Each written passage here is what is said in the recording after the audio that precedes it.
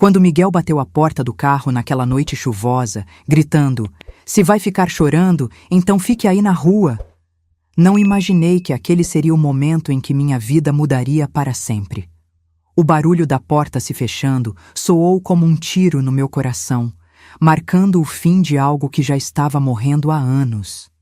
Encharcada pela chuva, assisti as luzes traseiras do carro desaparecerem na escuridão, me deixando sozinha aos 58 anos, sem celular, sem dinheiro e sem dignidade. Foi então que uma senhora cega se aproximou, apoiada em sua bengala, e sussurrou palavras que ressuscitariam minha alma. "Finja ser minha neta. Seu marido vai se arrepender amargamente." Mas antes de continuar, confira se você já está inscrito no canal e escreva nos comentários: de onde você está assistindo este vídeo? Adoramos saber até onde nossas histórias estão chegando. As luzes dos carros passavam por mim, iluminando momentaneamente meu rosto molhado, enquanto eu tentava entender o que havia acontecido. A discussão começou por algo tão banal. Eu havia esquecido de comprar o vinho que Miguel queria para o jantar com seus colegas de trabalho. Um erro simples, mas para ele foi como se eu tivesse cometido um crime imperdoável. "Você não consegue fazer nada certo, Helena", ele berrou no carro, batendo no volante. 30 anos juntos e você continua me decepcionando." As palavras dele cortavam mais fundo que a chuva gelada que agora penetrava minha roupa. 30 anos de casamento reduzidos a uma garrafa de vinho esquecida. 30 anos em que, aos poucos, fui me tornando uma sombra, uma versão apagada de mim mesma. As lágrimas começaram a cair, misturando-se à chuva, e então veio o estopim. "Pelo amor de Deus, você vai começar a chorar agora? Eu não aguento mais esse seu drama."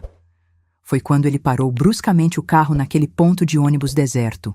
Olhou para mim com desprezo e ordenou que eu saísse. Quando hesitei, ele se inclinou e abriu a porta do passageiro. "Saia, Helena. Se vai ficar chorando, então fique aí na rua." Saí, atordoada, incrédula. Ele arrancou com o carro, deixando-me sob a chuva torrencial em um bairro que eu mal conhecia. A água escorria pelo meu rosto, pingava da ponta do meu nariz. Olhei para minhas mãos enrugadas, tremendo de frio e medo. 58 anos. Sem trabalho há 2 décadas, porque Miguel dizia que deveria cuidar da casa. Sem amigos próximos, porque ele achava que mulher casada não precisa de amizades que só enchem a cabeça de bobagens. Sem família, porque, uma a uma, ele havia cortado minhas relações, alegando que meus parentes eram gente difícil. E agora, sozinha na chuva, eu me perguntava: em que momento permiti que minha vida se transformasse nisso? Foi quando ouvi o som suave de uma bengala batendo no chão. Tap, tap, tap.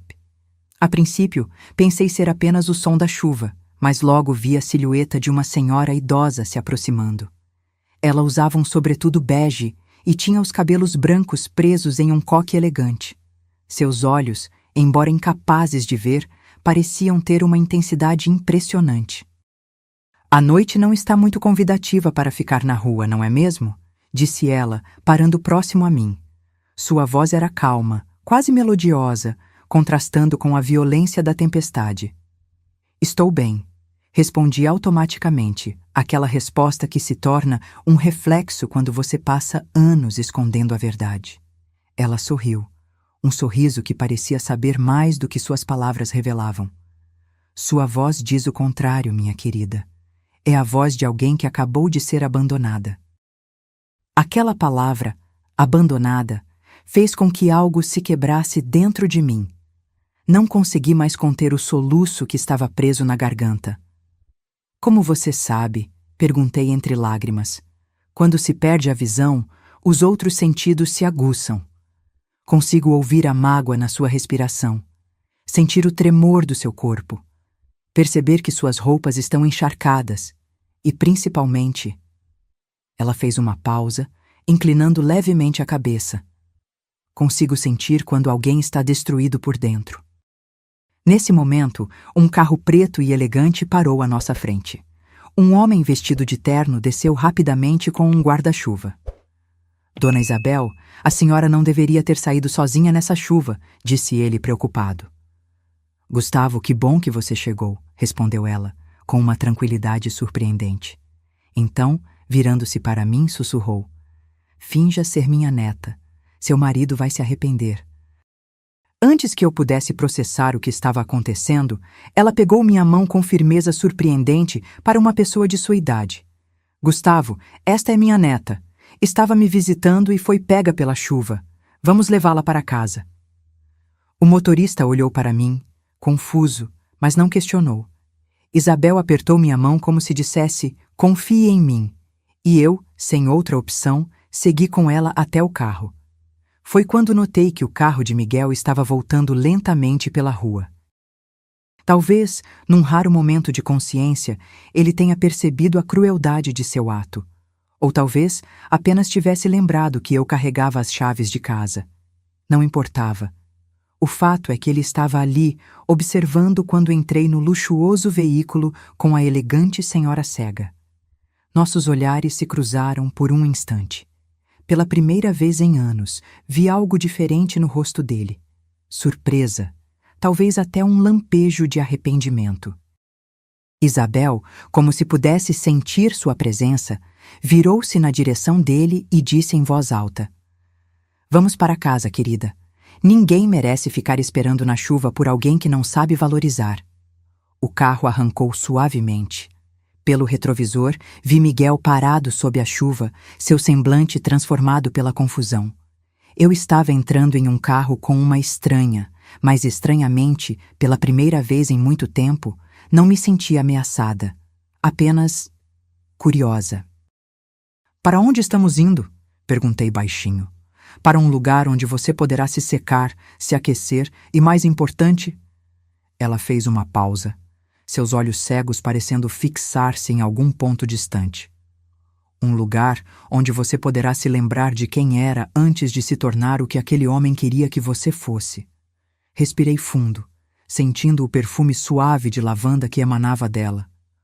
O interior do carro era elegante e aconchegante, tão diferente da frieza a que eu estava acostumada.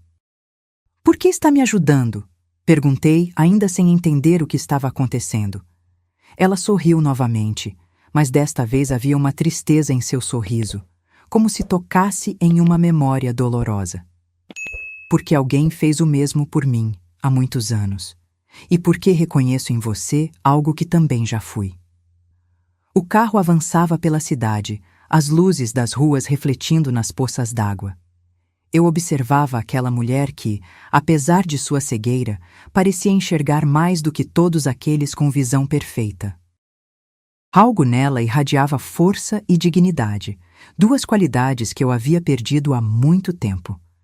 Você nem sabe meu nome, murmurei. Helena, ela respondeu simplesmente. Eu ouvi o motorista chamá-la. E você é Isabel? Sim, Isabel Mendes.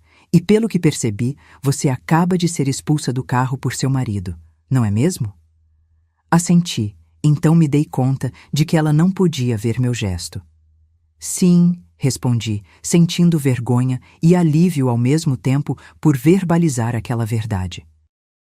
Bem, então acho que temos muito o que conversar, disse ela. Mas primeiro vamos cuidar de você. O carro fez uma curva e entrou por um portão de ferro forjado. À medida que avançávamos por uma alameda arborizada, uma mansão imponente surgiu diante de nós. Não era apenas uma casa, era um símbolo de outro mundo, um mundo que eu havia esquecido que existia. Um mundo onde mulheres como Isabel pareciam comandar seu próprio destino. Bem-vinda à minha casa, Helena, disse Isabel, enquanto Gustavo abria a porta do carro. Ou, devo dizer, bem-vinda ao seu recomeço. Naquele momento, olhando para aquela mansão sob a chuva, senti algo estranho surgir dentro de mim. Não era esperança, ainda não. Era algo mais primitivo, mais essencial. A sensação de que talvez, apenas talvez, eu não estivesse completamente perdida.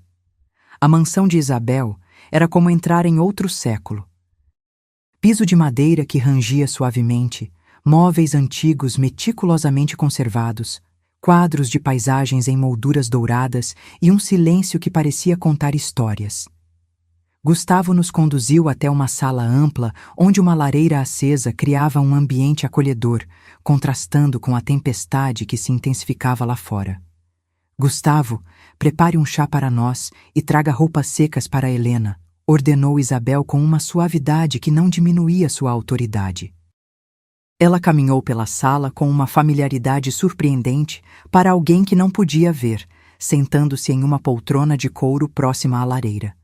Com um gesto delicado, indicou que eu me sentasse à sua frente. Há quanto tempo você vive assim, Helena? Perguntou ela, sem preâmbulos.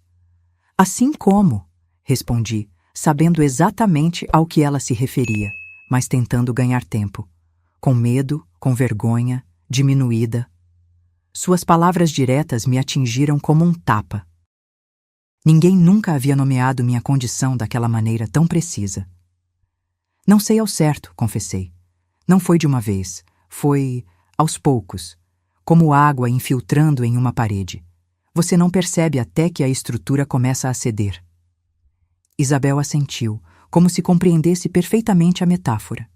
Miguel nem sempre foi assim, continuei, sentindo necessidade de explicar, de justificar. No início, ele era atencioso, protetor. Dizia que queria cuidar de mim, que eu merecia descansar, que não precisava me preocupar com trabalho ou responsabilidades. E quando isso mudou? Pensei por alguns instantes. Não sei se mudou ou se apenas se revelou. As críticas começaram sutis. Esse vestido não te favorece. Você deveria perder alguns quilos. Esse seu jeito de falar me envergonha. Depois vieram as comparações com outras mulheres, os silêncios prolongados quando eu dizia algo que o desagradava, o controle sobre minhas amizades, meus horários, meu dinheiro. Fiz uma pausa, surpresa com minha própria eloquência. Há quanto tempo eu não falava assim, sem medo de ser interrompida ou ridicularizada? E hoje ele te deixou na chuva, completou Isabel, sua voz carregada não de pena, mas de uma compreensão profunda. Por causa de uma garrafa de vinho, acrescentei, e a frase soou tão absurda que uma risada amarga escapou dos meus lábios. Gustavo retornou com uma bandeja, serviu chá em xícaras de porcelana e colocou ao meu lado uma pilha de roupas dobradas. São de minha filha, explicou Isabel. Ela não vive mais aqui, mas mantém algumas coisas em seu antigo quarto. Deve servir em você. Agradeci e peguei a xícara que Gustavo me oferecia. O aroma de canela e maçã era reconfortante. Bebi um gole, sentindo o calor se espalhar pelo meu corpo trêmulo. Como você sabia? Perguntei finalmente. Como sabia quem eu era, o que tinha acontecido? Isabel sorriu, seus olhos leitosos fixos em um ponto além de mim. Eu já lhe disse, quando se perde um sentido, os outros se aguçam. Mas há mais. A vida me ensinou a reconhecer os sinais, o tremor na voz, o medo do toque, a mania de se desculpar por existir. São marcas que carregamos, visíveis para quem já esteve no mesmo lugar. Ela estendeu a mão e tocou meu rosto com delicadeza. Seus dedos percorreram minhas feições como se lessem um mapa. Bonita, murmurou, e forte, apesar de não saber disso ainda. Afastei-me ligeiramente, desconfortável com o elogio. Há quanto tempo ninguém me dizia algo assim? Não me sinto forte, confessei. Me sinto quebrada. Quebrada sim, concordou ela, mas não destruída. Há uma diferença crucial. O que está quebrado pode ser consertado. Às vezes ficamos mais fortes justamente nas rachaduras. Gustavo entrou novamente na sala. Dona Isabel, o quarto de hóspedes está pronto. Obrigada, Gustavo. Helena, você deve estar exausta. Por que não toma um banho quente e descansa? Amanhã continuaremos nossa conversa. Aqueci, subitamente consciente do cansaço que pesava sobre mim. Segui Gustavo por uma escadaria de madeira até o segundo andar. Ele me conduziu a um quarto espaçoso com uma cama de dossel coberta por lençóis brancos impecáveis. O banheiro é ali, indicou ele. Há toalhas limpas e tudo o que precisar. Se necessitar de algo, basta puxar aquela cordinha. Agradeci e assim que ele saiu, desabei na cama. A realidade do que havia acontecido me atingiu como uma onda. Eu estava na casa de uma estranha. Miguel provavelmente estaria furioso. E eu estava aliviada. Essa constatação me assustou mais que tudo. Após um banho quente, vesti o pijama que Isabel havia me emprestado. Era macio e cheirava a lavanda, como ela. Sentei-me na beirada da cama e olhei pela janela. A chuva continuava, mas agora parecia gentil, quase musical. Foi então que notei algo estranho no quarto. Sobre a cômoda havia vários porta-retratos, todos virados para baixo. Movida pela curiosidade, aproximei-me e virei um deles. A fotografia mostrava uma mulher jovem, talvez na casa dos 30 anos, com um sorriso luminoso. Ao seu lado estava um homem elegante, de expressão séria. Eles pareciam estar em uma festa. Olhei mais atentamente e percebi. A mulher era Isabel, décadas mais jovem, com olhos vivos e brilhantes. Era ela antes de perder a visão. Examinei outra foto. Isabel novamente, agora segurando um bebê. Seu sorriso era diferente, mais contido, e havia algo em seus olhos. Medo? Virei mais uma fotografia. Isabel com uma menina de uns 10 anos, provavelmente sua filha. O homem não aparecia mais nas fotos. Enquanto recolocava os porta-retratos em suas posições originais, ouvi um barulho no corredor. Rapidamente, voltei para a cama. A porta se abriu suavemente e Isabel apareceu, sua silhueta recortada contra a luz do corredor. "Vejo que ainda está acordada", disse ela. "Como soube?" "Sua respiração. Muda quando estamos deitados, e você não está deitada, está?" Sorri, impressionada. "Não, estou sentada na cama." Ela entrou no quarto, sua bengala guiando seu caminho com precisão. "Sabe, Helena, esta casa guarda muitas histórias, algumas belas, outras dolorosas, como todas as casas antigas, suponho." Ela sentou-se ao meu lado, o colchão afundando levemente sob seu peso. "Vi as fotografias", confessei, sentindo que devia ser honesta. "Sinto muito. Não deveria ter mexido." "Não se preocupe. Na verdade, eu as deixei ali de propósito. Queria que você as visse." "Por quê?" Ela respirou fundo antes de responder. "Porque aquela mulher nas fotos também já foi como você. Dependente, controlada, diminuída aos poucos, até acreditar que não era nada sem aquele homem ao seu lado." Olhei para ela com novos olhos, tentando imaginar como aquela mulher forte e segura poderia ter sido algum dia uma versão de mim. "O que aconteceu?" perguntei. "Ele me cegou", respondeu ela simplesmente. A frase caiu como uma pedra no silêncio do quarto. Senti meu sangue gelar. "Como assim?" "Não literalmente, com as próprias mãos", explicou ela. "Mas foi por causa dele. Estávamos discutindo, como sempre. Ele me empurrou, bati a cabeça. O trauma afetou o nervo óptico. Os médicos disseram que a cegueira seria temporária, mas nunca recuperei a visão." Engoli em seco, horrorizada. "E o que você fez?" Isabel sorriu, um sorriso que continha toda a força do mundo. "Descobri que não precisava dos meus olhos para enxergar a verdade. E a verdade era que eu era muito mais do que a mulher que ele havia tentado criar. No dia em que perdi a visão, recuperei minha voz." Ela se levantou, apoiando-se na bengala com elegância. "Agora descanse, Helena. Você terá tempo para descobrir sua própria voz. E quem sabe, no processo, poderá me ajudar a entender algo que venho buscando há muito tempo." "O quê?" perguntei. "O significado da liberdade", respondeu ela, dirigindo-se à porta. "Boa noite, Helena. Que seus sonhos sejam mais gentis que sua realidade." Após sua saída, deitei-me e puxei as cobertas até o queixo. Lá fora, a chuva continuava, mas já não me parecia ameaçadora. Era apenas água, afinal.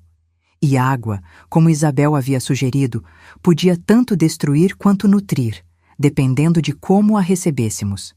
Fechei os olhos, pensando nas fotografias viradas para baixo e em como às vezes precisamos perder algo para realmente começar a enxergar. Acordei com o som de pássaros. Por um momento, fiquei desorientada, sem reconhecer o quarto onde estava. Então as memórias da noite anterior inundaram minha mente. A briga com Miguel, a chuva, Isabel me resgatando. Sentei-me na cama, observando a luz suave da manhã filtrar-se pelas cortinas de renda. Levantei-me e abri as cortinas.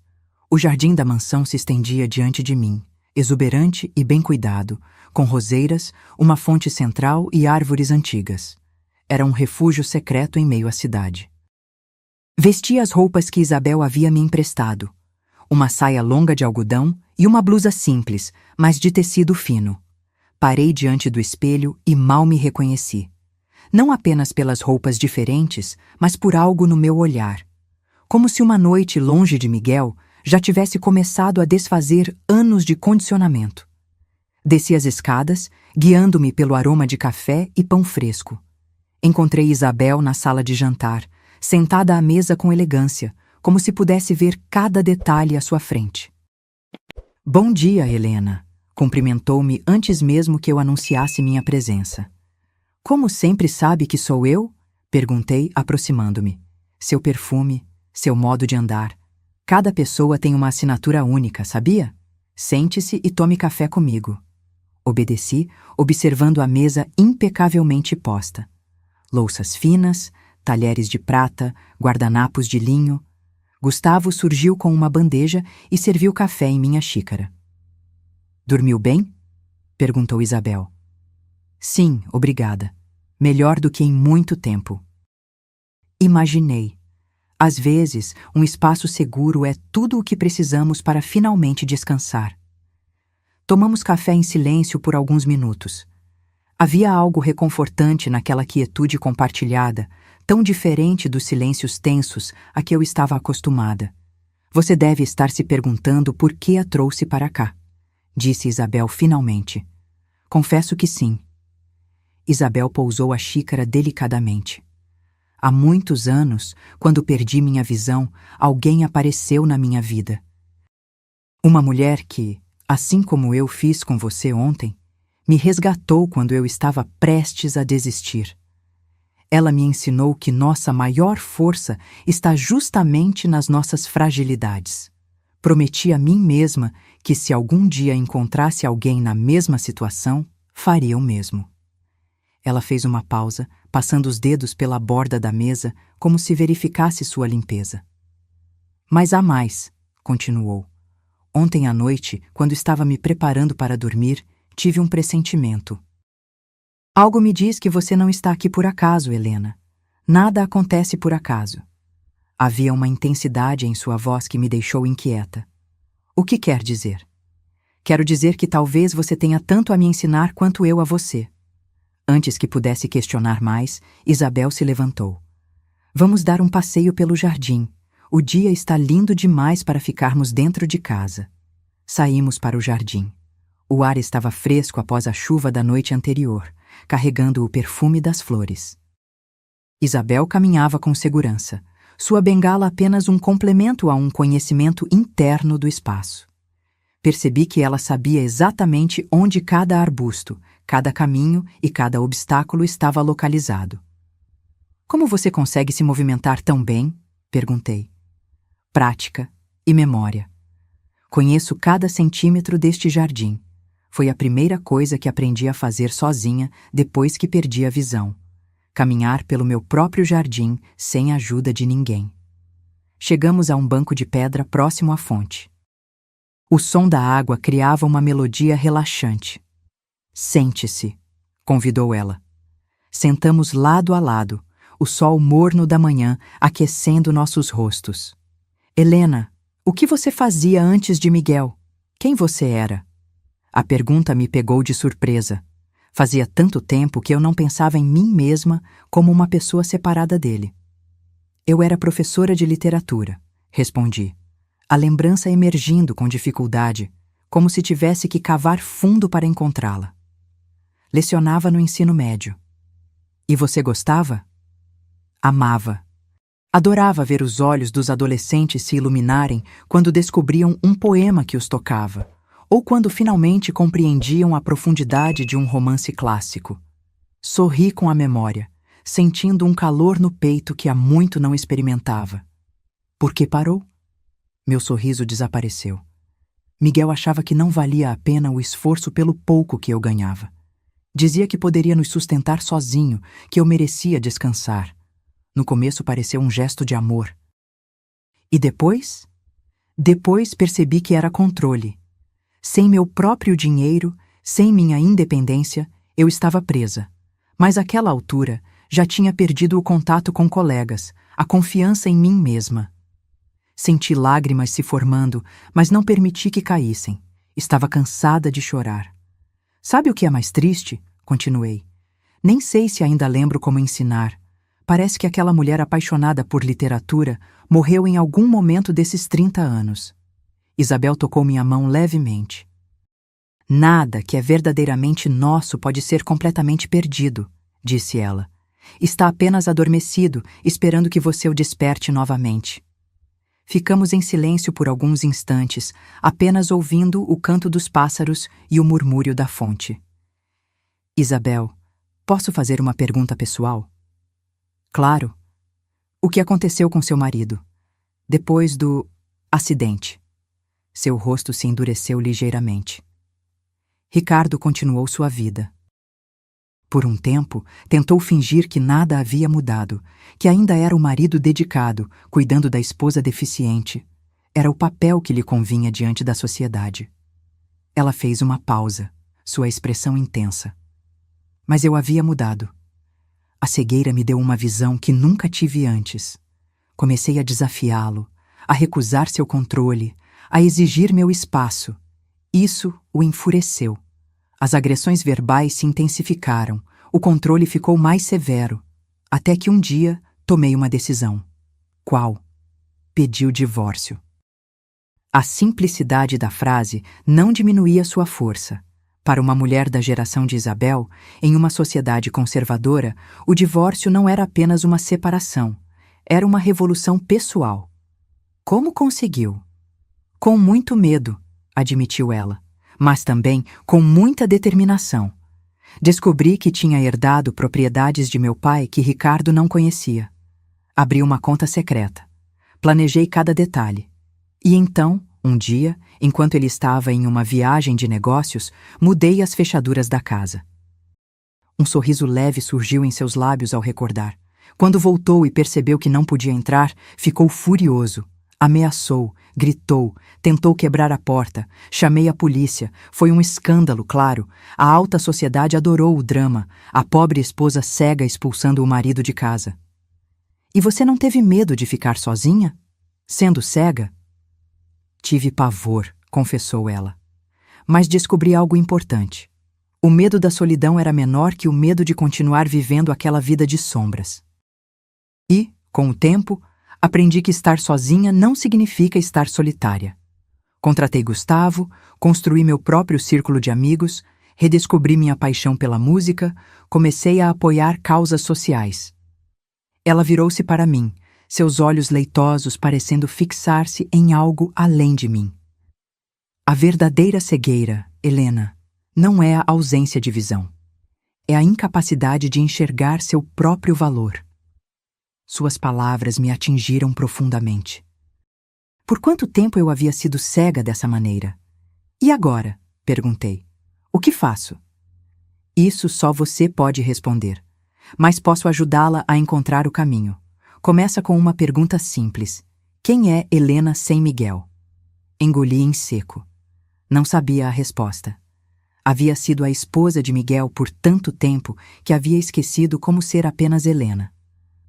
Não sei, admiti. Então esse é o primeiro passo.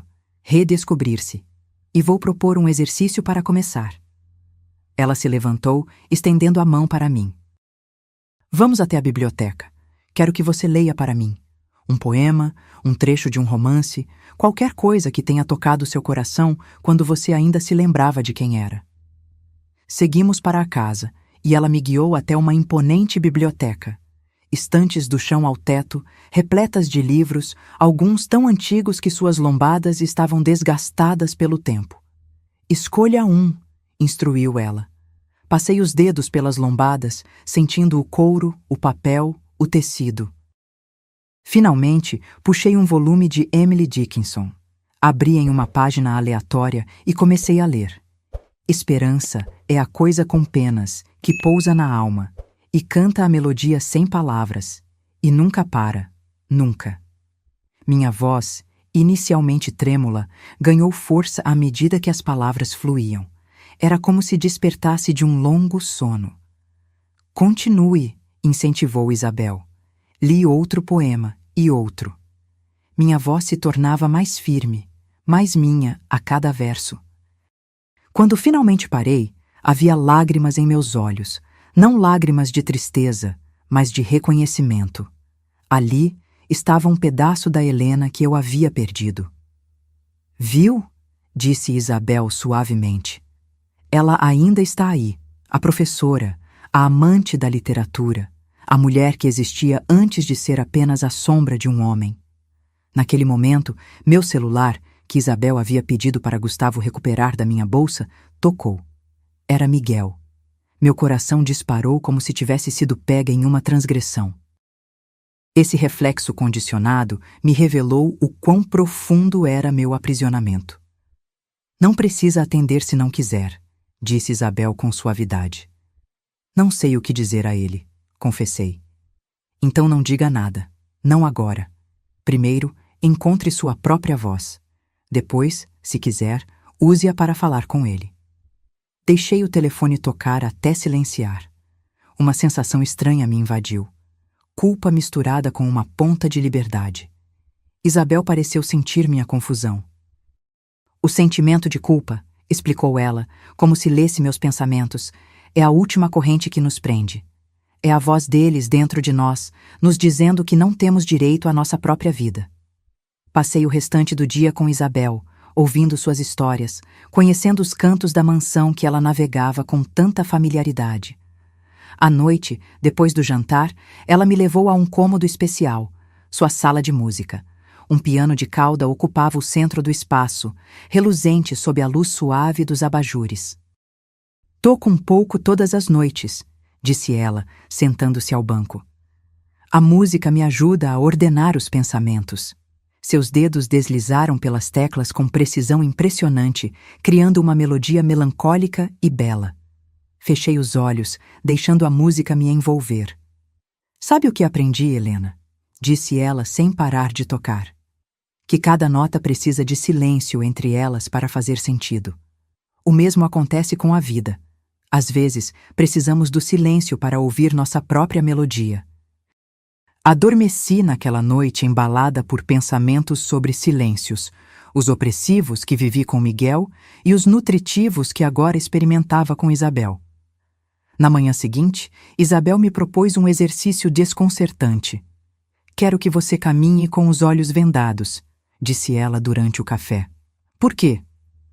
Para aprender a confiar em seus outros sentidos, para entender que ver não é apenas uma questão de olhos. Relutante, permiti que ela amarrasse um lenço de seda em volta dos meus olhos. A escuridão repentina me deixou desorientada. Agora segure meu braço, instruiu ela. Vamos dar uma volta pelo jardim. Foi uma experiência transformadora. Privada da visão, percebi o quanto dependia dela para interpretar o mundo. Os sons se intensificaram.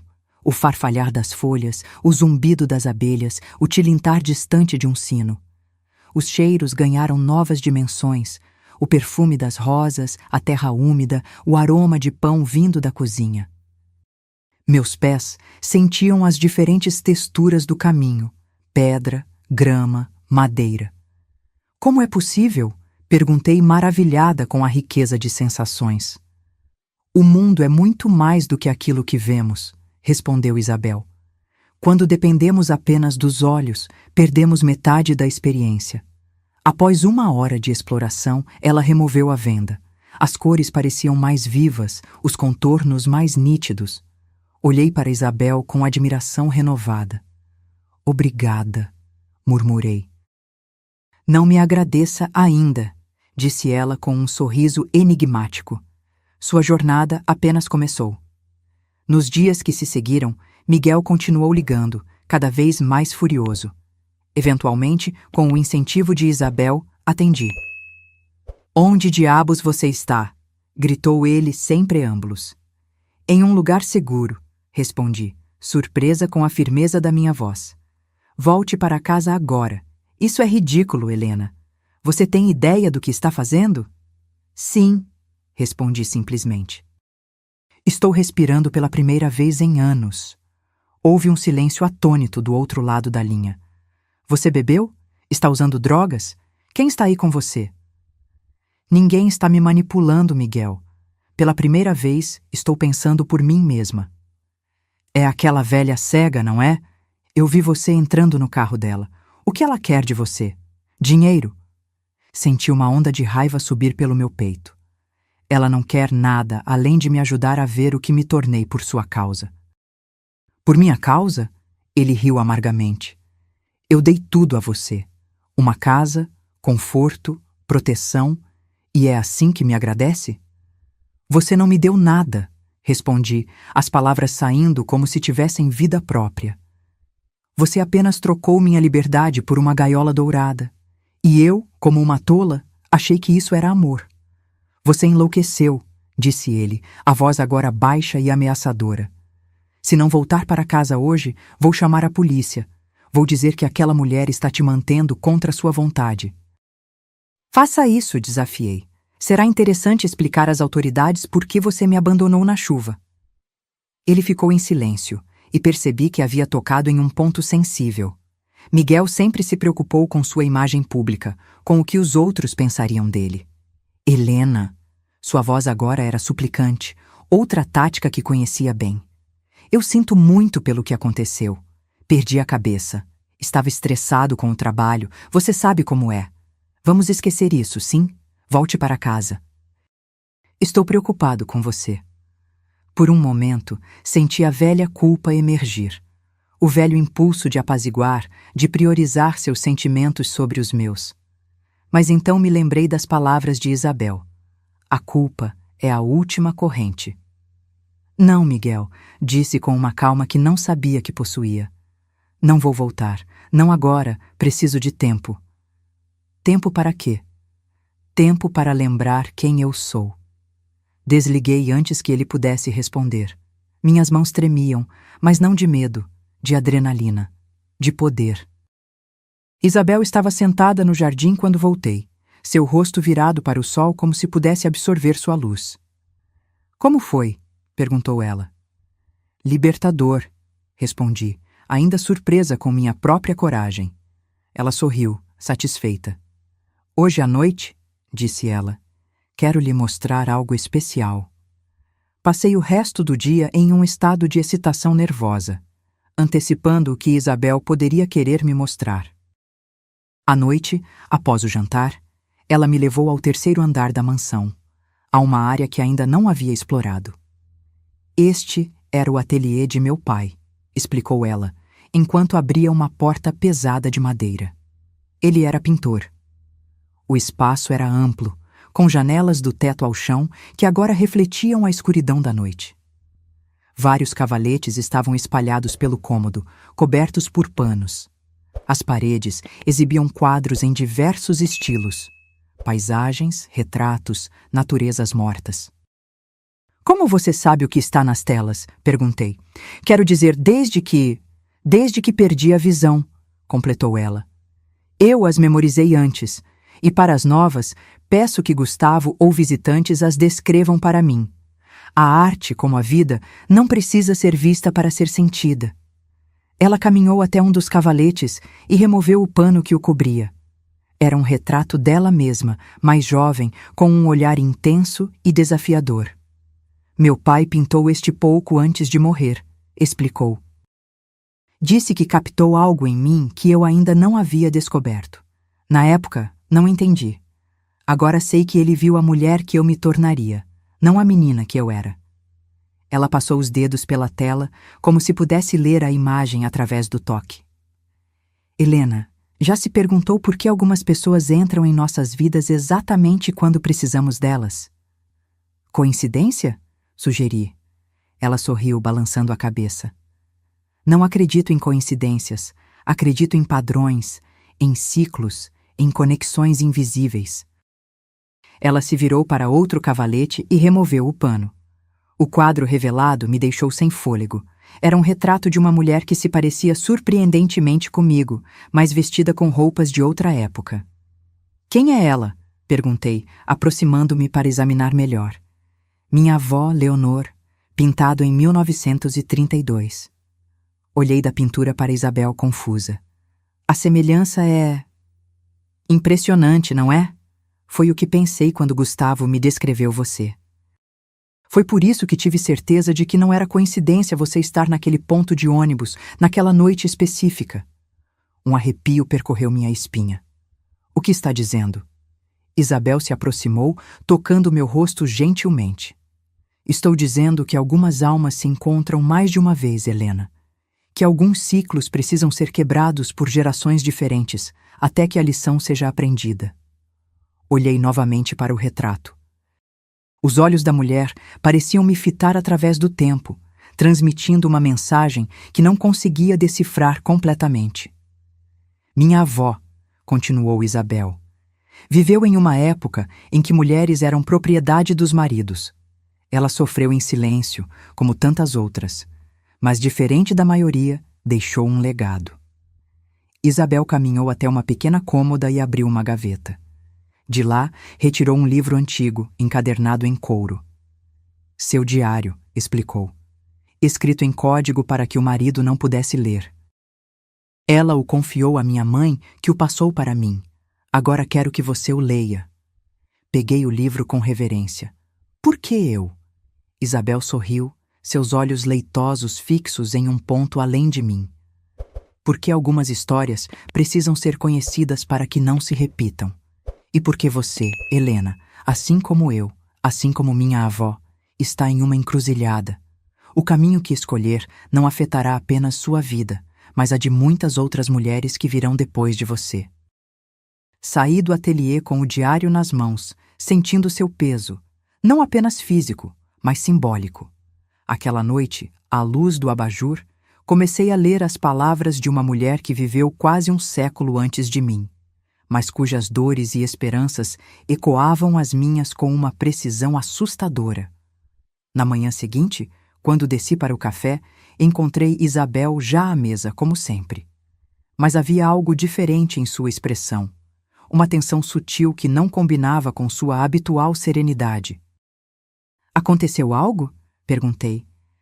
Miguel esteve aqui, respondeu ela diretamente. Senti meu corpo congelar. Quando? Como ele encontrou este lugar? Hoje de madrugada.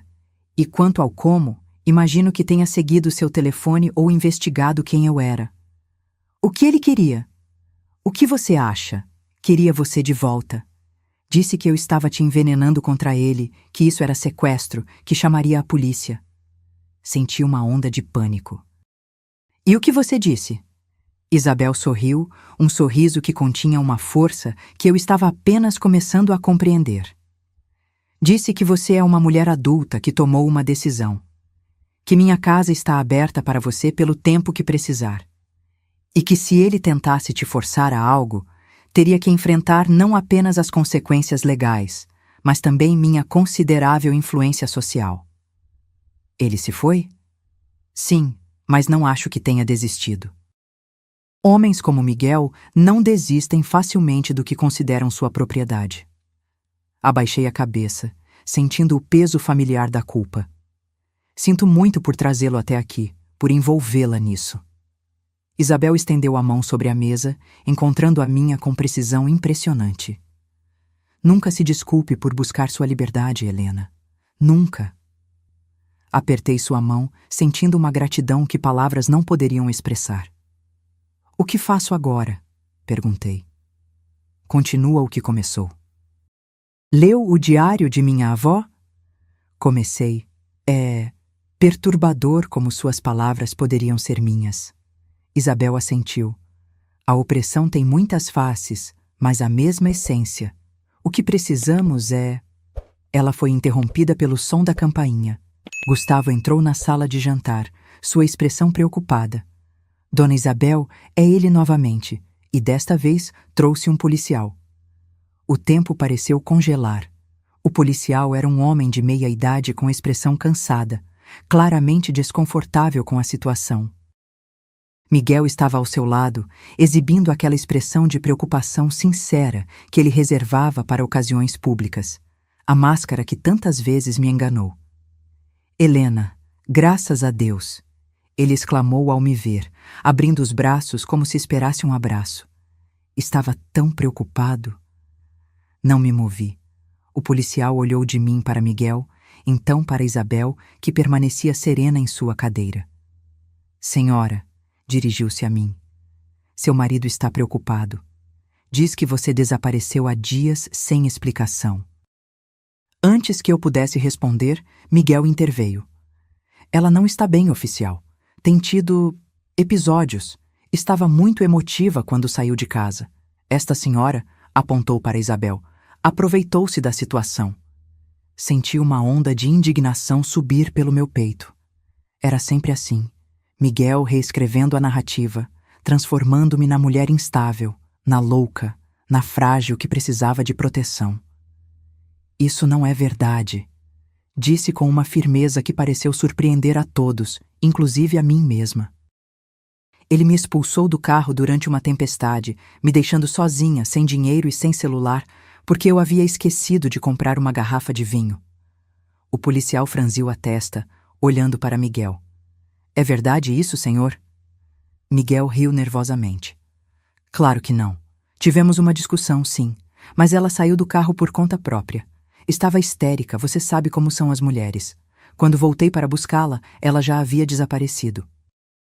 Oficial, interveio Isabel, sua voz calma e controlada. Posso garantir que a senhora Helena está aqui por vontade própria. É minha convidada e pode permanecer pelo tempo que desejar. Ela está manipulando minha esposa, insistiu Miguel, preenchendo sua cabeça com ideias absurdas. O policial parecia cada vez mais desconfortável. Senhora, dirigiu-se a mim novamente. Você está sendo mantida aqui contra sua vontade? Não, respondi com firmeza. Estou aqui porque escolhi estar. Sou uma mulher adulta, não uma refém. Vê? Exclamou Miguel, sua compostura começando a rachar. Ela nunca falaria assim normalmente. Está sendo influenciada. Algo dentro de mim se quebrou. Tantos anos sendo silenciada. Tantos anos sendo descrita por ele para os outros. Tantos anos sem voz própria. A única pessoa que me influenciou por décadas foi você, Miguel, disse, cada palavra carregada de uma verdade longamente suprimida. Me convencendo de que eu era incompetente, de que precisava de sua proteção, de que não era nada sem você. Miguel empalideceu. O policial olhou de um para o outro, claramente percebendo que havia mais naquela história do que um simples desentendimento conjugal. Senhora, você tem alguma acusação formal contra seu marido? Perguntou ele.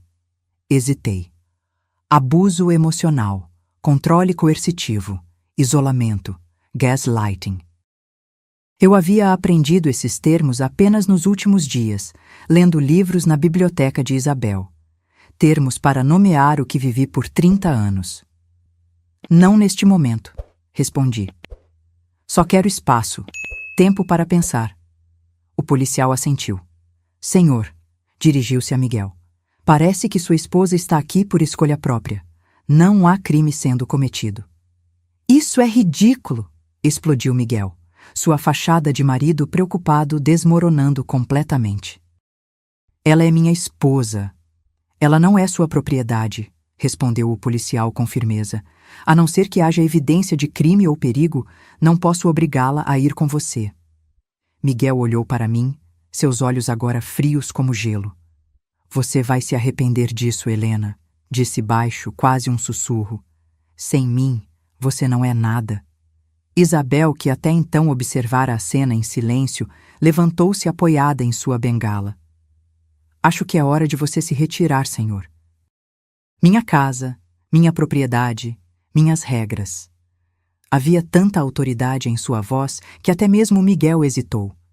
Isso não acabou, disse ele, antes de se virar e sair, batendo a porta com força. O policial permaneceu por um momento.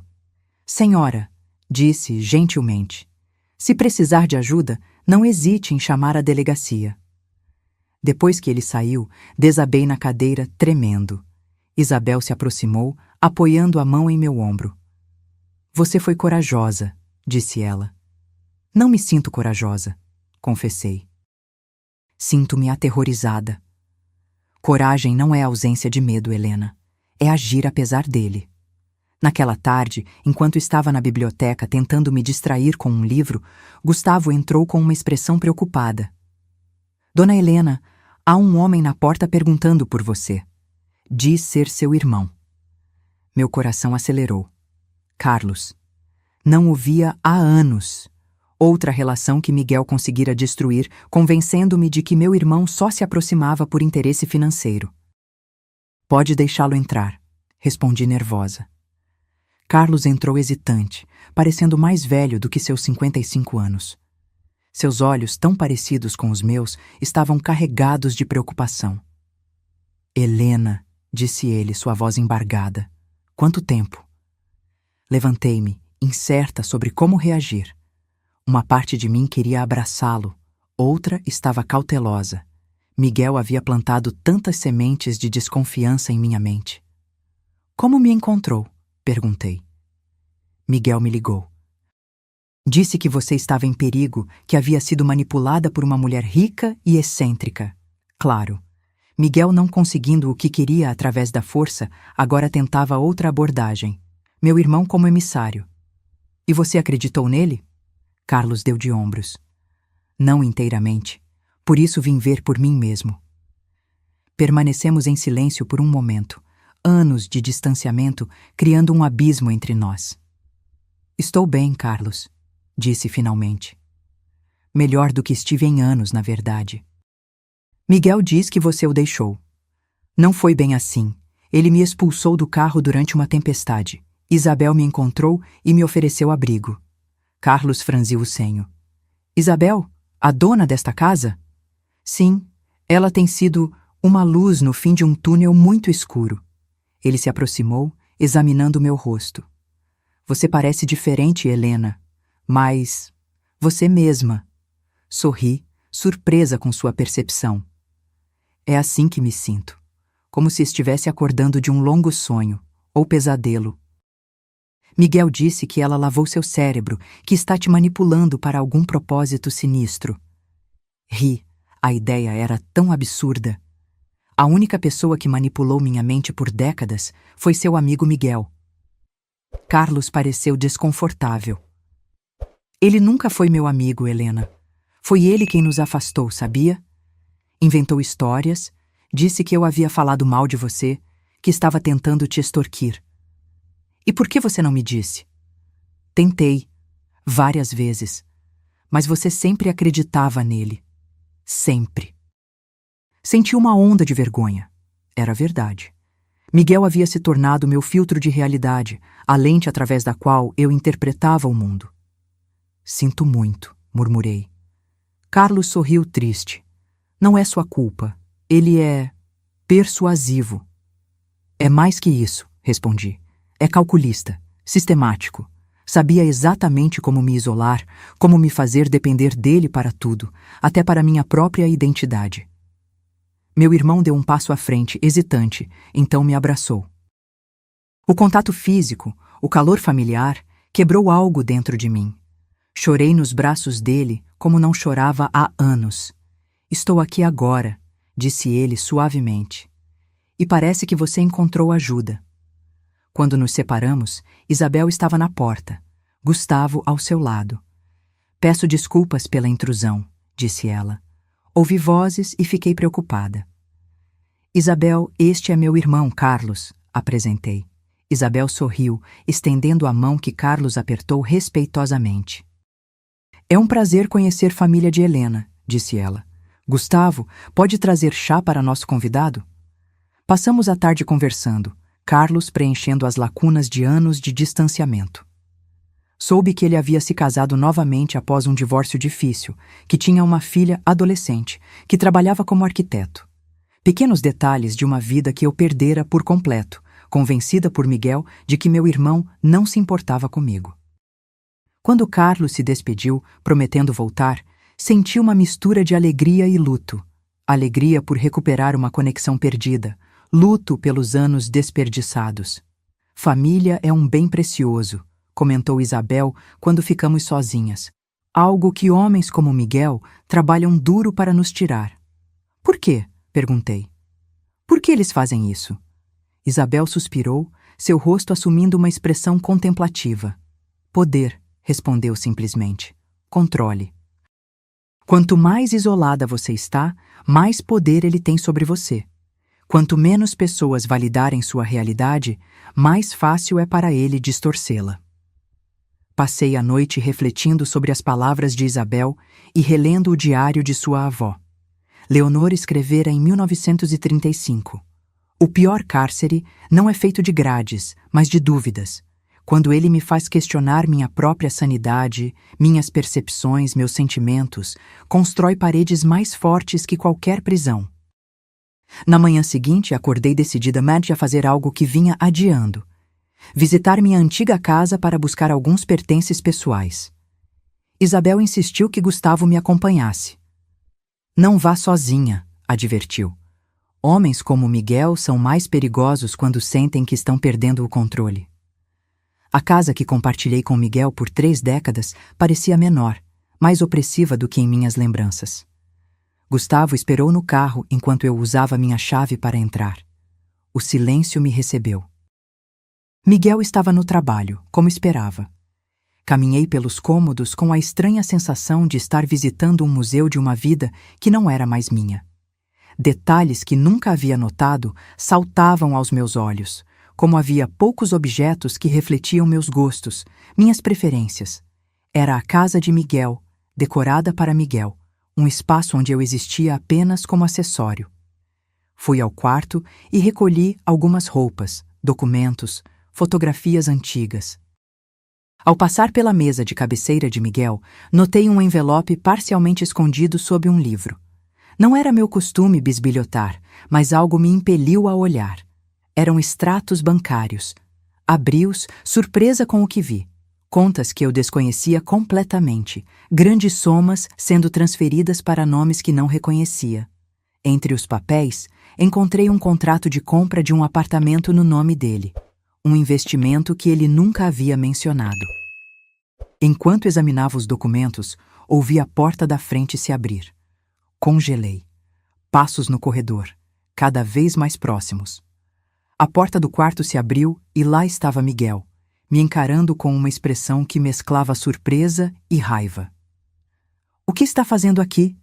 perguntou, sua voz controlada, mas tensa. "Vim buscar algumas coisas minhas", respondi, tentando manter a calma apesar do coração acelerado. Seus olhos foram para os papéis em minha mão. Sua expressão escureceu. "Você está me espionando agora?" "Não", respondi. "Apenas encontrei por acaso. Quem é Maria Conceição? Por que você transfere dinheiro para ela todo mês?" O silêncio que se seguiu foi mais revelador que qualquer resposta. "Isso não é da sua conta", disse ele finalmente. "É da minha conta, quando você esconde ativos que pertencem ao nosso casamento", retruquei, surpresa com minha própria assertividade. "Quando você diz que não temos dinheiro para eu voltar a estudar, mas compra um apartamento secreto." Miguel avançou, arrancando os papéis da minha mão. "Você não sabe do que está falando." "Sei mais do que você imagina", respondi, recuando um passo. "Isabel me ajudou a consultar um advogado. Estou ciente dos meus direitos, Miguel." Seu rosto se contorceu numa máscara de raiva. "Aquela velha intrometida está arruinando tudo", exclamou. "O que ela quer de você, Helena? Por que ela se importa?" "Ela se importa porque sabe o que é estar no meu lugar, porque reconhece os sinais, porque, ao contrário de você, ela vê meu valor como ser humano, não como propriedade." Ele riu, um som frio e calculado. E você acredita nisso? Que uma estranha rica e cega está te ajudando por pura bondade? Não seja ingênua, Helena. Todo mundo tem um motivo. Sim, respondi. O motivo dela é quebrar um ciclo. O mesmo ciclo que você tentou perpetuar comigo. Miguel deu mais um passo em minha direção. Instintivamente, recuei. Você não sobrevive sem mim, disse ele, sua voz agora perigosamente suave. Quem vai cuidar de você? Quem vai pagar suas contas? Aquela velha não estará por perto para sempre. Eu cuido de mim mesma, respondi. Sempre pude, só me fez acreditar que não. Nesse momento, ouvi passos no corredor. Gustavo apareceu na porta, sua presença uma lembrança de que eu não estava sozinha. Tudo bem, dona Helena? Perguntou ele, olhando desconfiado para Miguel. Sim, Gustavo, já estou terminando. Miguel olhou de mim para Gustavo, percebendo que havia perdido o momento. Isso não acabou, disse ele baixinho, apenas para mim. Você vai voltar rastejando quando perceber que não pode viver sem mim.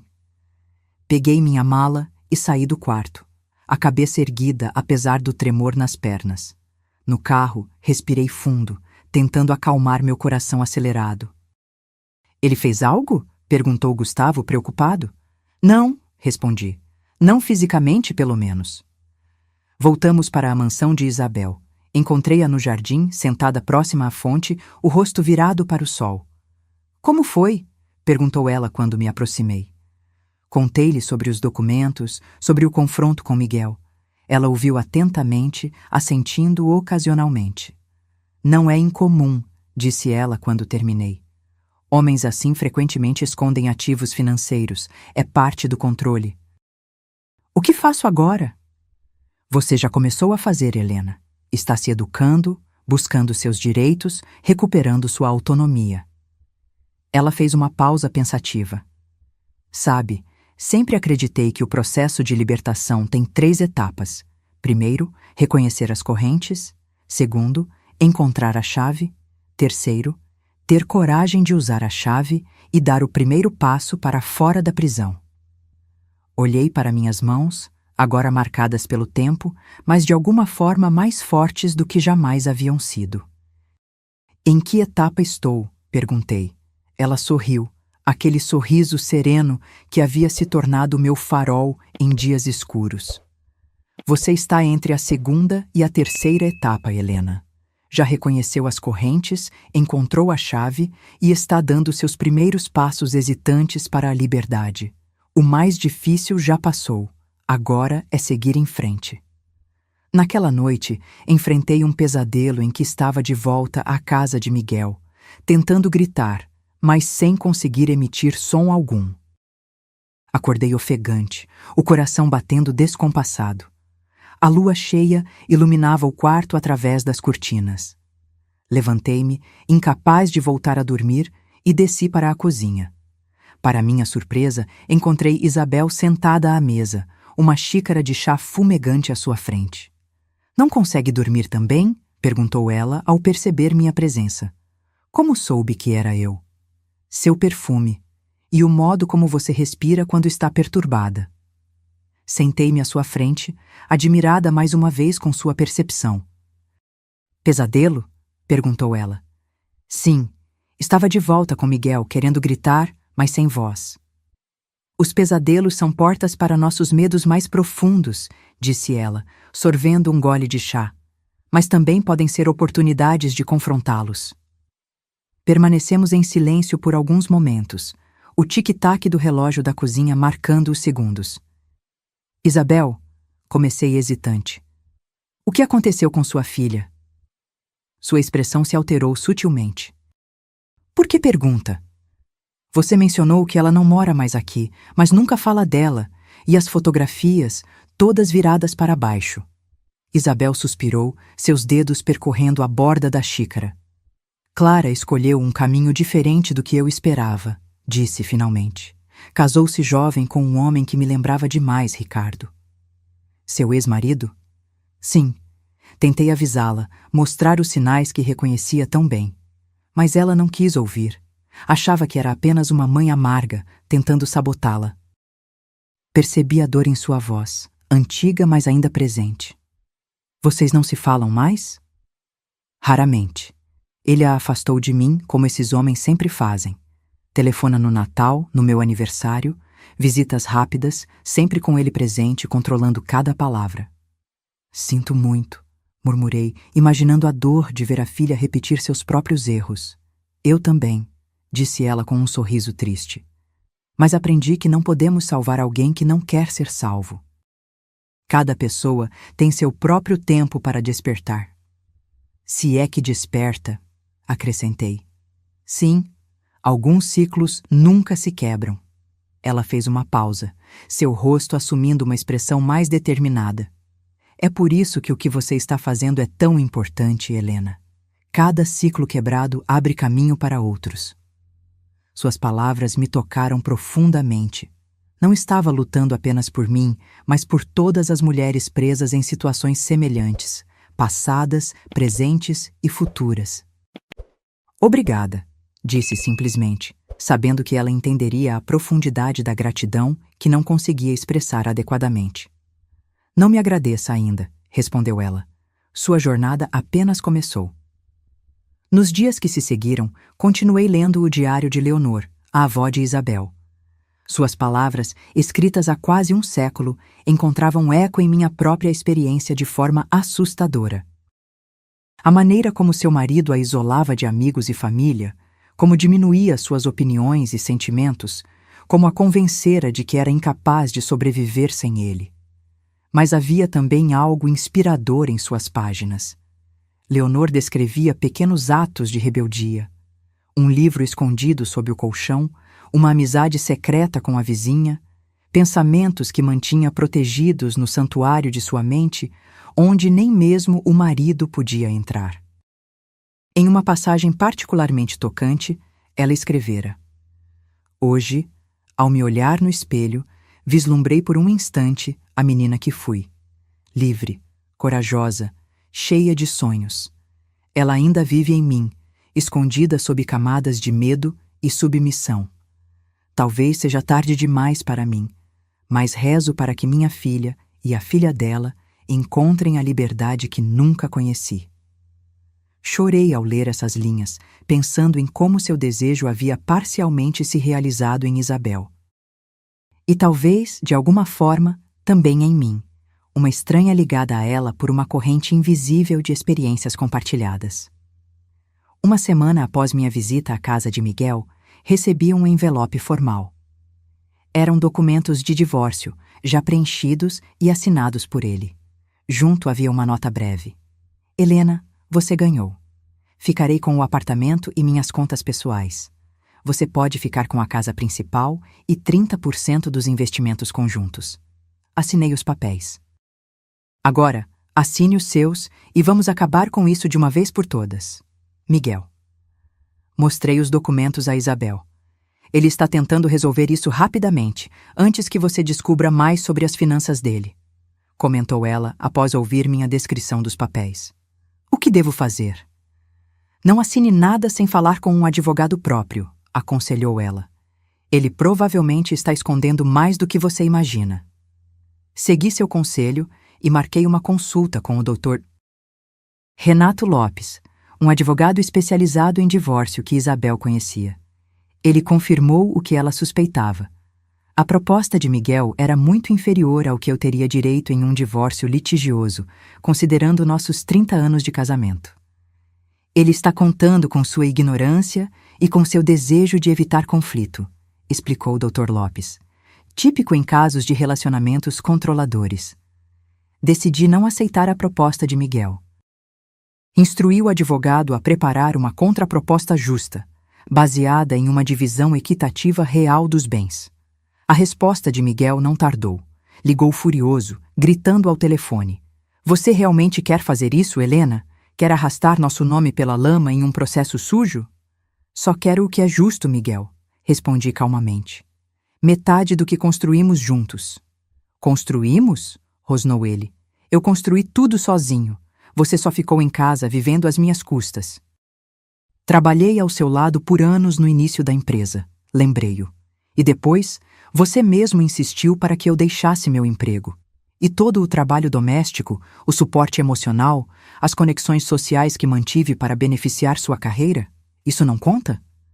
Seu silêncio momentâneo me disse que havia tocado em um ponto sensível. Você mudou, disse ele finalmente, a voz agora baixa e perigosa. Não é mais a Helena que conheci. Você tem razão, concordei. Não sou mais aquela pessoa. E agradeço por isso todos os dias. Desliguei, percebendo que pela primeira vez eu havia encerrado uma conversa com Miguel nos meus termos. Quando contei a Isabel, ela sorriu. Sabia que encontraria sua voz eventualmente, disse ela. Agora, ele vai tentar outras táticas. Esteja preparada. Ela estava certa. Nos dias seguintes, Miguel alternava entre ameaças veladas e súplicas emocionais. Tentou usar amigos em comum para me convencer a ser razoável. Chegou a enviar um buquê enorme de flores com um cartão pedindo perdão. É o ciclo clássico, explicou Isabel quando descrevi suas ações. Primeiro a raiva, depois a manipulação, então as promessas vazias. Quando nada disso funciona, voltam à raiva, e o ciclo recomeça. Uma tarde, enquanto lia no jardim, Isabel se aproximou acompanhada por uma jovem mulher. Parecia ter cerca de 30 anos, com olhos grandes e assustados, e um semblante que me lembrava muito alguém que já havia visto antes. Helena, esta é Sofia, apresentou Isabel. Sofia, esta é Helena de quem lhe falei. A mulher me cumprimentou timidamente. Havia algo familiar nela que não conseguia precisar. Sofia veio me procurar há alguns dias, explicou Isabel. Está passando por uma situação similar à sua. Durante o chá, Sofia contou sua história, casada há 5 anos com um homem que gradualmente a isolou da família, controlava suas finanças e minava sua autoconfiança através de críticas constantes e manipulação emocional. Não sei o que fazer, confessou ela, lágrimas escorrendo pelo rosto. Tenho medo de sair e medo de ficar. Surpreendi-me falando com uma autoridade que não sabia que possuía, compartilhando insights que havia adquirido nas últimas semanas. O medo é normal, disse-lhe. É parte do processo, mas a liberdade que vem depois vale cada momento de pavor. Sofia me olhou com esperança renovada. Como soube que estava pronta? Perguntou. Não soube, respondi honestamente. Só soube que não poderia continuar como estava. E tive a sorte de encontrar Isabel quando mais precisava. Isabel sorriu, seus olhos leitosos fixos em um ponto além de nós. Não foi sorte, disse ela. Foi o destino tecendo sua teia. Após a saída de Sofia, Isabel permaneceu no jardim comigo.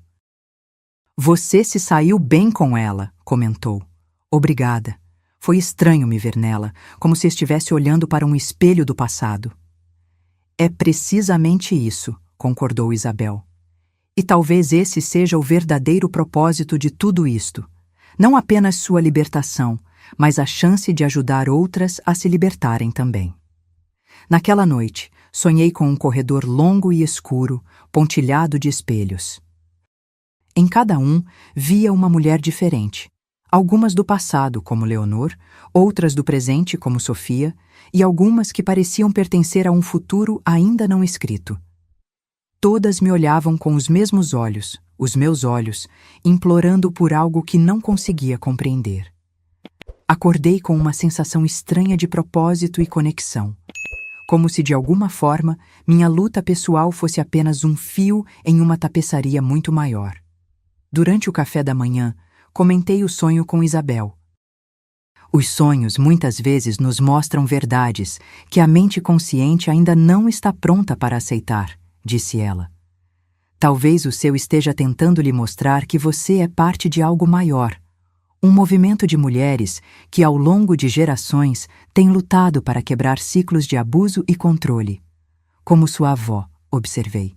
Como minha avó, como eu, como você, como Sofia e como tantas outras cuja força foi diminuída, mas nunca completamente extinta. Naquela tarde, recebi uma ligação inesperada. Era Carlos, meu irmão. Helena, preciso te avisar, disse ele, a voz tensa. Miguel veio me visitar. Estava estranho fazendo perguntas sobre Isabel, sobre a casa dela, sobre como você está. Senti um arrepio percorrer minha espinha. O que você disse a ele? Nada importante, mas ele não parecia normal. Tinha algo em seu olhar que me preocupou. Obrigada por me avisar, Carlos. Depois de desligar, contei a Isabel sobre o telefonema. Ela ouviu atentamente, seu rosto assumindo uma expressão grave. Homens como Miguel são mais perigosos quando sentem que estão perdendo o controle completo, disse ela. Vou pedir a Gustavo que reforce a segurança da casa por um tempo. Você acha que ele faria algo? Perguntei, assustada com a possibilidade. Espero que não, mas já vi o desespero levar pessoas a extremos. Naquela noite, um trovão violento me acordou. Uma tempestade se formara, tão intensa quanto a daquela noite em que tudo começou. Relâmpagos iluminavam o quarto intermitentemente, criando sombras dançantes nas paredes. Levantei-me para fechar melhor as cortinas e foi então que vi uma silhueta no jardim, parada sob a chuva, olhando para minha janela. Um relâmpago particularmente forte iluminou seu rosto por um instante. Miguel. Meu coração disparou ao reconhecer Miguel no jardim. Por um momento, pensei estar tendo outro pesadelo. Mas quando pisquei e ele continuou lá, imóvel sob a chuva torrencial, percebi que era real. Suas roupas encharcadas colavam em seu corpo, e mesmo àquela distância, pude sentir a intensidade de seu olhar fixo em minha janela. Recuei, tremendo. O que ele queria? Como havia entrado na propriedade? E mais importante, o que pretendia fazer? Corri para o corredor, sem saber exatamente para onde ir. A mansão estava silenciosa, exceto pelo tamborilar da chuva contra as janelas e os ocasionais trovões que faziam as paredes vibrarem. Desci as escadas apressadamente, quase tropeçando nos degraus. No hall de entrada, encontrei Gustavo, que aparentemente havia sido acordado pelo barulho da tempestade. Dona Helena? Perguntou ele surpreso. Aconteceu algo? Miguel, consegui dizer entre respirações ofegantes. Ele está no jardim, olhando para minha janela. Gustavo franziu o senho, seu rosto assumindo uma expressão grave. Fique aqui, instruiu. Vou verificar. Não, protestei, agarrando seu braço. Ele pode ser perigoso. Justamente por isso deve ficar aqui, insistiu ele. Vou apenas verificar e chamar a polícia se necessário. Enquanto Gustavo saía pela porta da frente, ouvi passos suaves descendo a escada. Era Isabel, vestida com um roupão de seda, sua bengala guiando seu caminho. O que está acontecendo? Perguntou ela, sua voz calma, contrastando com o caos da tempestade. Miguel, respondi. Está lá fora. Gustavo foi verificar. Isabel assentiu, sem demonstrar surpresa. Eu temia que isso pudesse acontecer, disse ela. Venha, vamos para a biblioteca. É o cômodo mais seguro da casa. Seguimos para a biblioteca, onde Isabel acendeu a lareira com uma habilidade surpreendente para alguém que não podia ver. O fogo logo começou a crepitar, projetando uma luz dourada que contrastava com os relâmpagos azulados que iluminavam as janelas. Por que ele faria isso? Perguntei, mais para mim mesma do que para Isabel. Aparecer assim, no meio da noite, durante uma tempestade? Poder, respondeu Isabel simplesmente. Controle. Ele quer que você se sinta insegura, que saiba que ele pode alcançá-la mesmo aqui. Sentei-me em uma poltrona próxima ao fogo, abraçando meus joelhos contra o peito como uma criança assustada. Estou com medo, admiti. Isabel se aproximou, encontrando meu rosto com suas mãos delicadas. O medo é natural, Helena. É o que nos mantém vivas em situações de perigo, mas não podemos permitir que ele nos paralise. Ouvimos a porta da frente se abrir e fechar, passos molhados no corredor. Gustavo apareceu na entrada da biblioteca ensopado pela chuva. Ele se foi, senhoras, anunciou. Não encontrei ninguém no jardim, mas havia marcas de sapato na lama perto do muro dos fundos. Alguém certamente esteve lá. Verifiquei todo o perímetro e reforcei o alarme. Isabel assentiu, agradecendo-o e pedindo que preparasse um chá para nós. Você acha que ele vai voltar? Perguntei após Gustavo sair. Possível, respondeu Isabel com franqueza. Homens como Miguel não desistem facilmente, mas agora estamos alertas e preparadas. Passamos o resto da madrugada na biblioteca, conversando em voz baixa enquanto a tempestade gradualmente se acalmava lá fora. Isabel me contou mais sobre sua vida após o divórcio, como reconstruiu sua identidade, como aprendeu a viver sem medo. A liberdade tem um preço, Helena, disse ela. Às vezes é a segurança, às vezes é o conforto da familiaridade. Mas o que ganhamos em troca, dignidade, autoestima, paz interior, não tem valor. Quando o amanhecer finalmente chegou, a tempestade havia cessado completamente.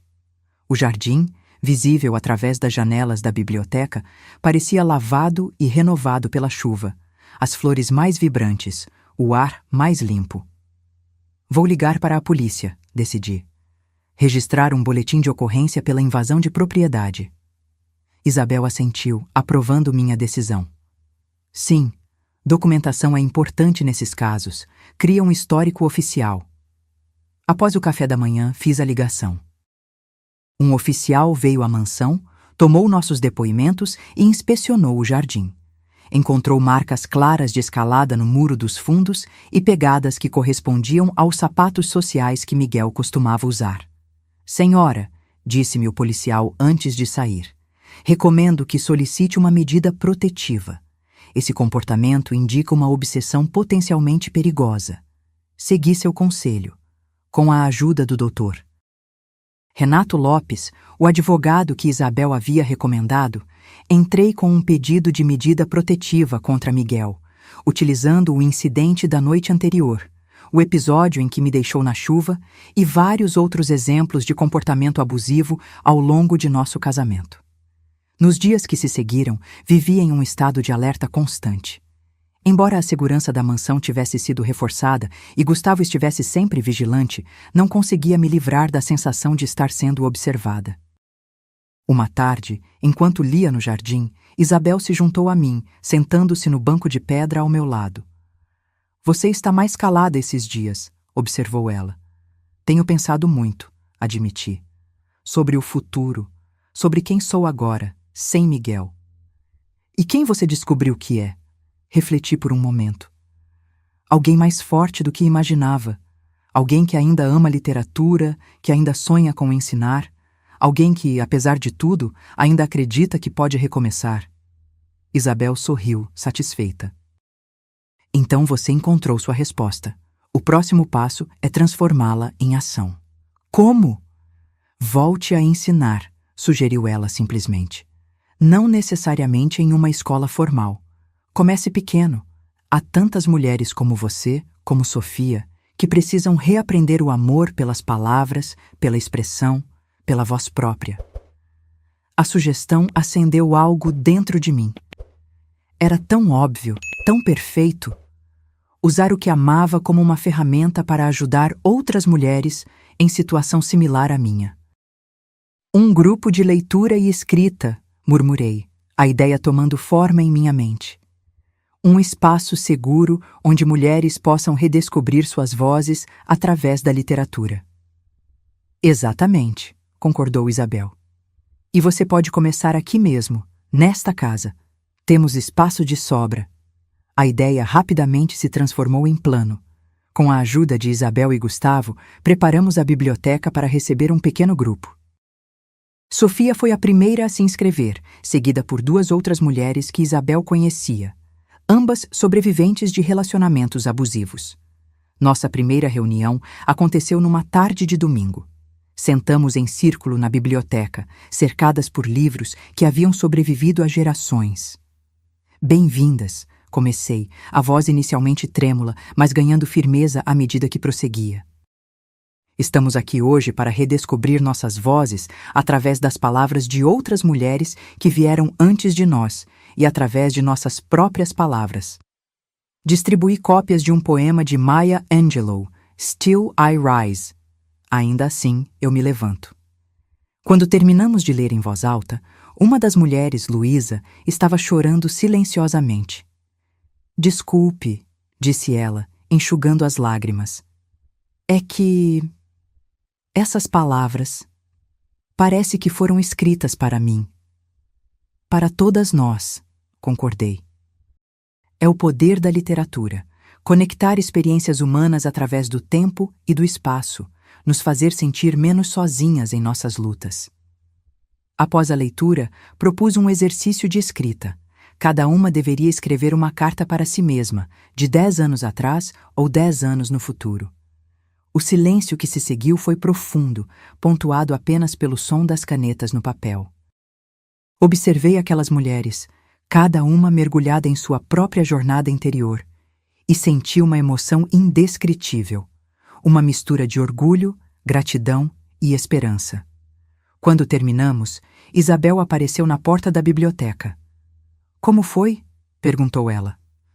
Transformador, respondi, sem conseguir encontrar uma palavra melhor. Aquela primeira reunião se transformou em encontros regulares. Nosso grupo cresceu gradualmente, o boca a boca trazendo mais mulheres em busca de cura através das palavras. Criamos um nome, Vozes Despertas, e uma pequena biblioteca circulante com obras escritas por mulheres de diversas épocas e culturas. Isabel raramente participava diretamente dos encontros, preferindo permanecer nos bastidores. Mas sua presença era sentida em cada detalhe, nos chás servidos após as leituras, nos pequenos cadernos que oferecíamos às novas integrantes, na atmosfera de segurança e acolhimento que permeava sua casa. Uma noite, após o término de um dos encontros, encontrei-a no jardim, sentada próxima à fonte. A lua cheia iluminava seu perfil delicado. — Por que está sorrindo? Perguntou ela ao perceber minha aproximação. — Como sempre sabe, retruquei, ainda maravilhada com sua percepção. Seu modo de andar muda quando você está feliz. Mais leve, mais rítmico. Sentei-me ao seu lado. Estou sorrindo porque hoje, durante o grupo, percebi algo importante, expliquei. Não sou mais apenas uma sobrevivente. Sou uma ajudante, alguém que pode fazer a diferença na vida de outras mulheres. Isabel assentiu, compreendendo. É a fase final da cura, disse ela, quando nossa dor se transforma em propósito. Ficamos em silêncio por alguns momentos, apenas apreciando a noite tranquila, tão diferente daquela noite tempestuosa quando tudo começou. Recebi notícias de Miguel hoje, comentei finalmente. Isabel virou o rosto em minha direção, atenta. Ele assinou a contraproposta do divórcio. Concordou com todos os termos. Isso é surpreendente, observou ela. Aparentemente conheceu alguém. Quer resolver tudo rapidamente para poder se casar novamente. Isabel fez uma expressão preocupada. Outra mulher a entrar no mesmo ciclo, murmurou. Pensei nisso também, concordei. Mas o que posso fazer? Nada diretamente, respondeu Isabel após um momento de reflexão. Não podemos salvar alguém que não quer ser salvo, lembra? Mas podemos criar espaços onde as mulheres possam encontrar ajuda quando estiverem prontas. É o que estamos fazendo com o Vozes Despertas. 2 semanas depois, finalmente assinei os papéis do divórcio. Após 30 anos, eu era legalmente uma mulher solteira novamente. A sensação era estranha. Parte liberdade, parte medo, parte nostalgia por algo que nunca existiu realmente, exceto em minhas fantasias de um casamento feliz. Quando voltei do escritório do advogado, encontrei Isabel no ateliê de seu pai. Ela estava sentada diante do cavalete que exibia o retrato de sua avó Leonor, a mulher que se parecia tanto comigo. — Está feito! Anunciei. — Como se sente? Perguntou ela. Livre, assustada, em paz, tudo ao mesmo tempo. Ela sorriu, compreensiva. É normal. Você fechou um capítulo muito longo de sua vida. Agora começa um novo. Aproximei-me do retrato de Leonor, estudando seu rosto tão semelhante ao meu. Sabe o que é estranho? Comentei. Por um lado, sinto como se estivesse apenas começando minha vida aos 58 anos. Por outro, sinto como se estivesse completando um ciclo que começou muito antes de mim. Isabel assentiu, seu rosto iluminado por um sorriso sereno. Ambas as percepções estão corretas, Helena. Estamos sempre começando e sempre completando ciclos, como a lua, como as estações. Ela se levantou, apoiando-se em sua bengala. Tenho algo para você, disse, dirigindo-se a uma pequena cômoda no canto do ateliê. Abriu uma gaveta e retirou um pacote embrulhado em tecido de seda. Entregou-o a mim com cuidado. O que é? Perguntei, sentindo o peso do objeto em minhas mãos. Abra, instruiu ela.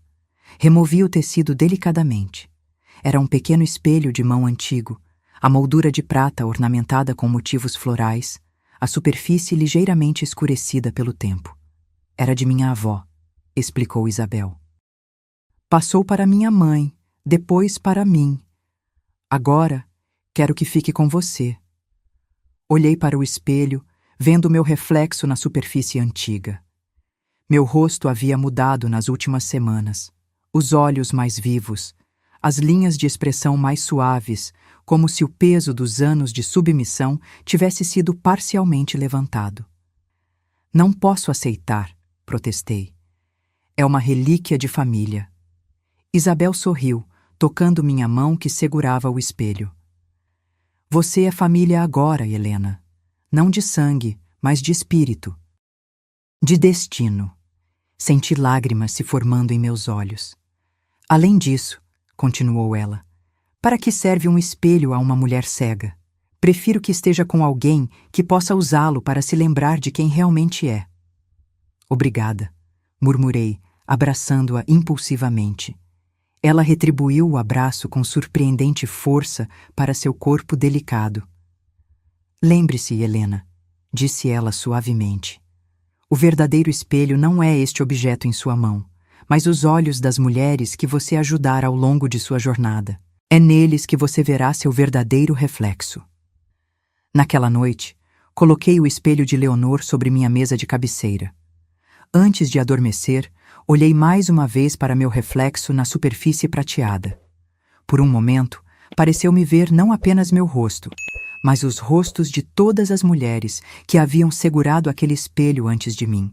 Leonor, a mãe de Isabel, Isabel em sua juventude. E por um instante fugaz, também os rostos das mulheres do Vozes Despertas, de Sofia e de outras que ainda não conhecia, mas que talvez um dia segurassem este mesmo espelho.